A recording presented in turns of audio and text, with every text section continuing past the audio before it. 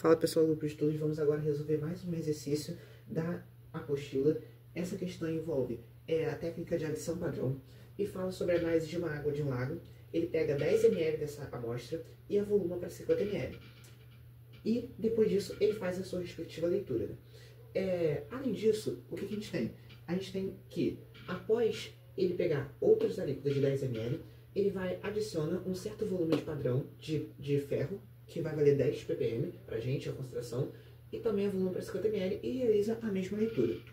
E aí a questão dá essa tabela, ou seja, os respectivos volumes de padrão adicionado e as suas absorvâncias.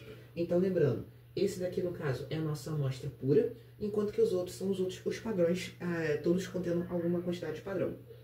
Então, na letra A, ele pede para a gente calcular, determinar a equação da curva de calibração, a concentração original de ferro, e na letra B, ele pede o caminho óptico e ele dá o caminho óptico e pede para a gente a absortividade molar.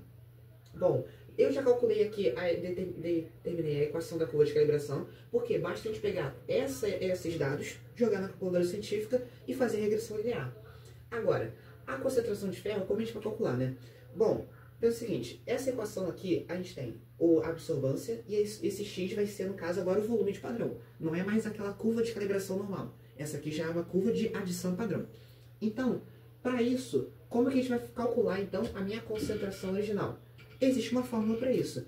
Basta que eu faça que a concentração analítica original vai ser o coeficiente linear vezes a concentração do padrão que eu estou utilizando, que no caso vai ser o do ferro, dividido pelo coeficiente linear, vezes o volume de alíquota utilizado da amostra. Perfeito? Então, todos esses valores a gente tem. Ou seja, então o coeficiente linear é o 0,2412. 2412. Concentração do padrão, eu posso utilizar 10,0 ppm mesmo. Basta com que a minha concentração analítica que eu vou utilizar também esteja em ppm. O meu coeficiente angular vai ser o 0,0382. E o volume de alíquota da amostra vai ser também 10 ml. 10 eu corto com esse 10, então basta que eu faça essa simples divisão entre os coeficientes da minha equação. Se eu fizer esse cálculo, eu vou achar um valor de 6,31 ppm. Tá certo? Como a questão não especificou qual é a unidade da concentração, ela só pedia a concentração de ferro na amostra original, então esse valor já é o suficiente. Então, finalizado então a letra A. Agora, na letra B, a gente precisa tomar cuidado. Por quê? Ele que é o epsilon. E como que a gente vai ter que fazer isso? A gente vai ter que utilizar algum desses dados da tabela e desenvolver a lei de Lambert-Eaton para cada caso. Então, por exemplo, um caso que eu acho mais fácil é a gente pegar a própria amostra pura. Por quê? Se a gente aplicar a lei de Lambert-Eaton aqui, vai ser o quê? A absorvância vai ser igual ao epsilon vezes o caminho óptico vezes a concentração final da minha amostra, porque a gente está fazendo aqui em tese uma diluição. Então, como que vai ser a minha concentração? Vai ser a concentração inicial da amostra vezes o volume de amostra utilizado sobre o volume final. Perfeito? Agora fica muito mais fácil. Por quê? A absorvância foi dada na tabela. O caminho óptico é 1. Concentração, volume de alíquota e volume final a gente tem. Então, só substituir. Então, 0,240 vai ser igual a epsilon vezes o caminho óptico, que é 1. Concentração da amostra vai ser, no caso aqui a gente calculou, que é 6,31. Perfeito? Só que a gente tem um problema. Por quê? Se a gente utilizar o 6,31 está em ppm. E o epsilon é a absortividade molar. Perfeito? Então, a gente tem que fazer uma conversão aqui. A gente não pode simplesmente utilizar o 6,31. A gente vai precisar passar essa concentração para mol por litro. Então, vamos lá. 6,31 ppm é a mesma coisa que 6,31 miligrama por litro. Se eu passar para grama por litro, para ficar mais fácil, vai ser o quê? 6,31 vezes 10 a menos 3 grama por litro. Show? Agora, eu preciso utilizar a massa molar do ferro. Massa molar do ferro, eu vou considerar que aproximadamente 56 gramas por mol. Perfeito? Tá.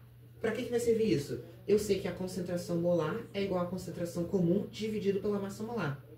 Então, basta que eu divida esse valor de concentração por 56 para me achar qual é a minha concentração original. Vou fazer isso aqui na calculadora. Então, eu vou pegar 6,31 vezes 10 a menos 3, que é esse valor, dividido por aproximadamente 56. Esse valor de concentração vai dar para mim, então, 1,13 vezes 10 a menos 4 mol por litro. Então, pronto. Agora sim, esse é o valor que eu posso utilizar na minha fórmula. Então, eu vou utilizar 1,13 vezes 10 a menos 4. Volume de alíquota da amostra, 10. Volume final de diluição, 50. Pronto. Então, só rearranjando, o meu epsilon vai ser o quê? 0,240. 50 passa multiplicando. E todos esses valores aqui vai passar dividindo. 1,13 vezes 10 a menos 4 vezes 10. Fazendo esse cálculo, a gente vai achar o seguinte.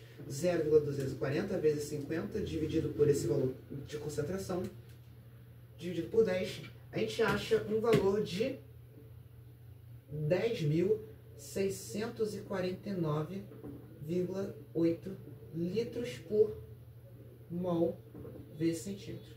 Então, tá aí então o valor do epsilon, aproximadamente, né? Porque é um valor decimal, um valor infinito. Então, uma informação importante é de ter esse detalhe.